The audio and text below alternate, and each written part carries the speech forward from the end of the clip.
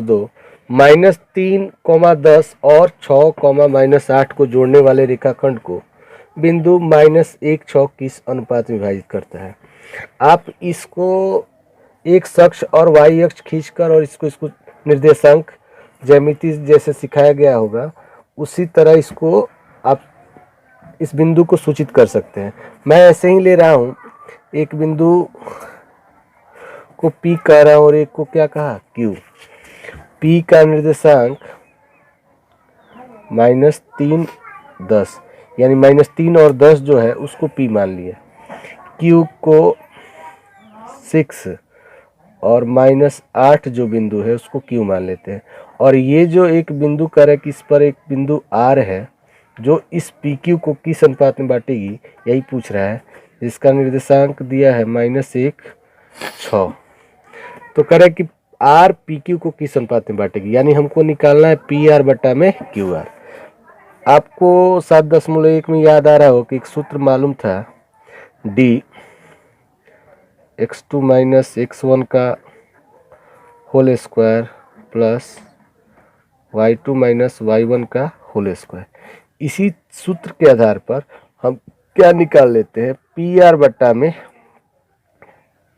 QR, यानी P से R के बीच की दूरी इस फॉर्मूले के अनुसार x2 - x1, x2 -1 है, x1 -3 है, तो ये माइनस और ये माइनस मिलकर क्या हो जाएगा plus whole square plus y2 - y1, 6 -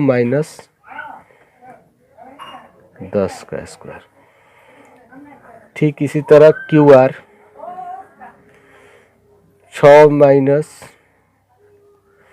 -1, तो -1 ये माइनस से मिलकर प्लस हो जाएगा, प्लस -8 - 6 का स्क्वायर, यानी 3 में से 1 गया, 2 का स्क्वायर और -4 का स्क्वायर,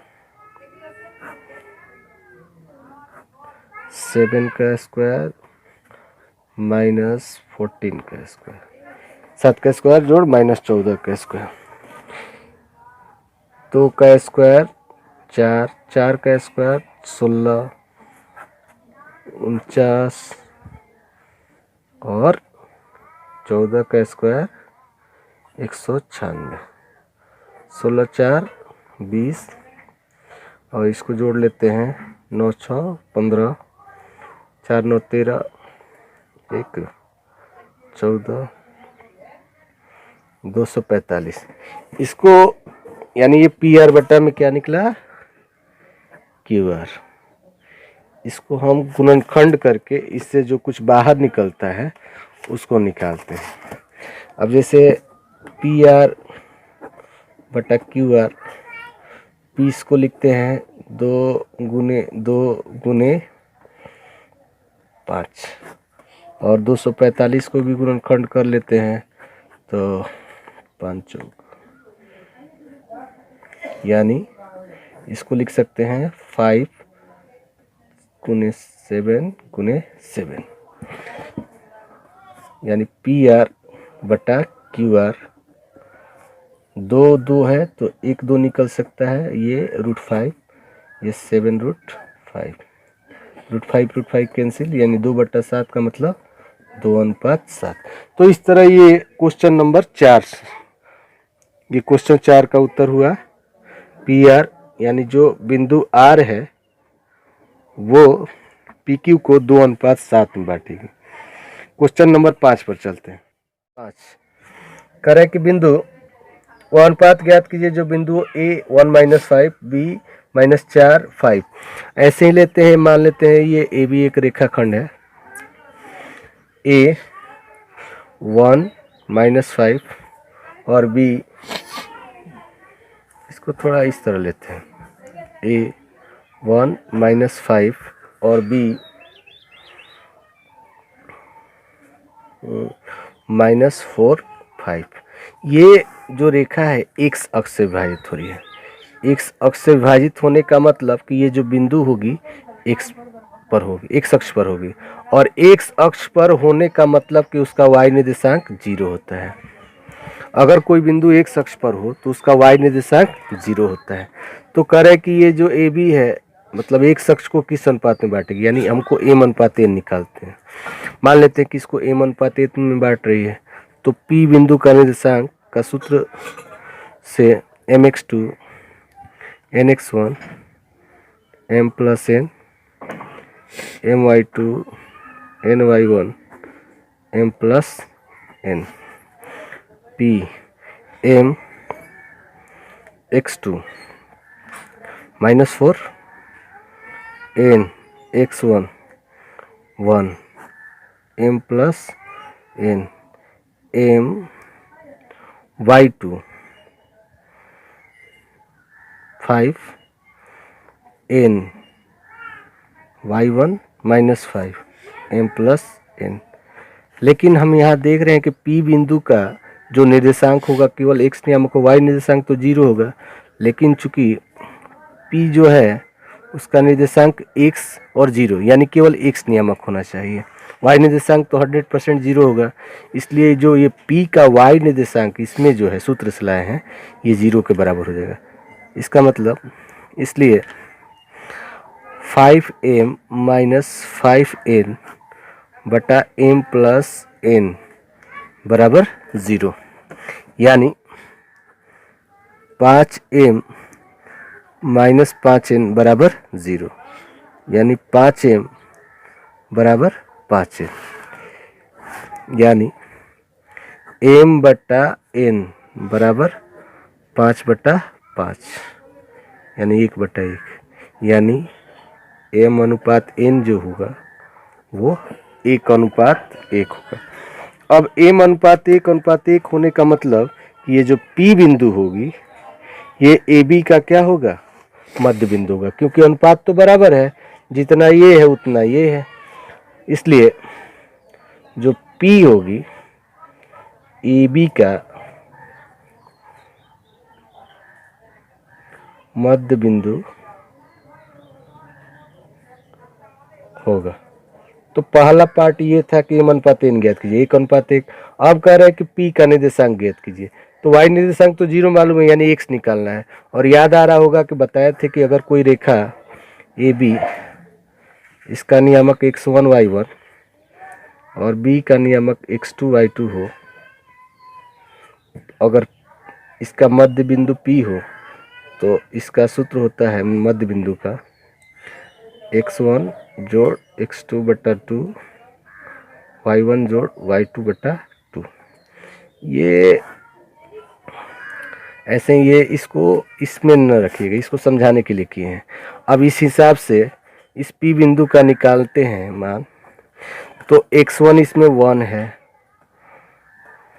-4/2 और y तो 0 है, वैसे देख लेते हैं कि 0 हो रहा है कि नहीं। -5 + 5/2 यानी 1 - 4/2 0/2 यानी -3/2 और ये तो 0, वैसे भी y 0 होना ही चाहिए था। तो P का जो निर्देशांक हो गया -3/2, 0 होगा।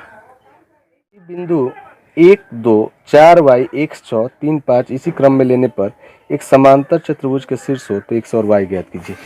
एक चतुर्भुज बना लेते हैं और इसका नाम दे देते हैं A P D।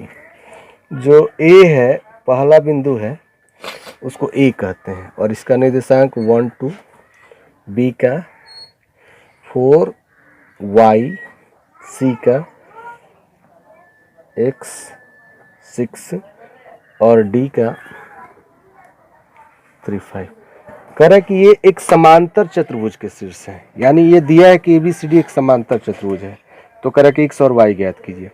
आप लोग 9 क्लास में पढ़े होंगे कि समांतर चतुर्भुज के जो विकर्ण होते हैं एक दूसरे को समद्विभाजित करते हैं। कहने का मतलब कि अगर AC और BD जो विकर्ण है एक दूसरे को जिस बिंदु पर मिलता है वो उन दोनों का मध्य बिंदु हो जाता है। यानी यहाँ पर लिख दे रहे हैं, चूंकि समानांतर चतुर्भुज के विकर्ण एक दूसरे को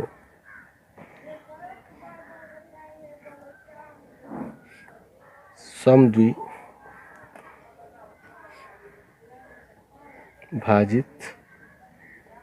करते हैं। अब जब ये समद्विभाजित करते हैं, इसका मतलब कि ओ AC का भी मध्य बिंदु हो जाएगा और ओ BD का भी मध्य बिंदु हो जाएगा। इसलिए ओ AC और BD का मध्य बिंदु होगा। और अगर हम O का निर्देशांक निकालते हैं, अगर वो AC का मध्य बिंदु है तो O का निर्देशांक वही सूत्र x1 जोड़ x2 बटा 2 y1 जोड़ y2 बटा 2। तो O का निर्देशांक अगर AC के रूप में किया जाए, अगर वो AC का मध्य बिंदु है तो O का निर्देशांक 1 प्लस x बटा 2 2 प्लस 6 बटा 2। ठीक इसी तरह OE का निर्देशांक अगर वो BD का मध्य बिंदु हो तो हो जाएगा 3 प्लस 4 बटा 2 और 5 प्लस y बटा 2। और चूंकि दोनों O का निर्देशांक है इसलिए इस दोनों को बराबर किए।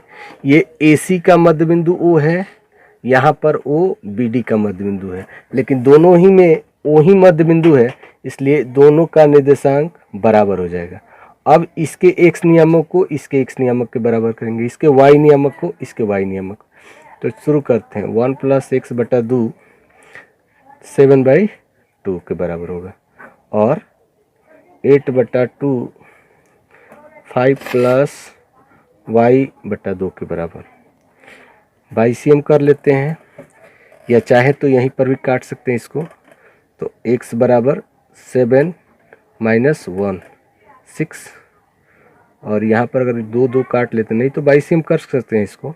तो 5 प्लस y बराबर 8 और y बराबर 8 माइनस 5, यानी y बराबर 3।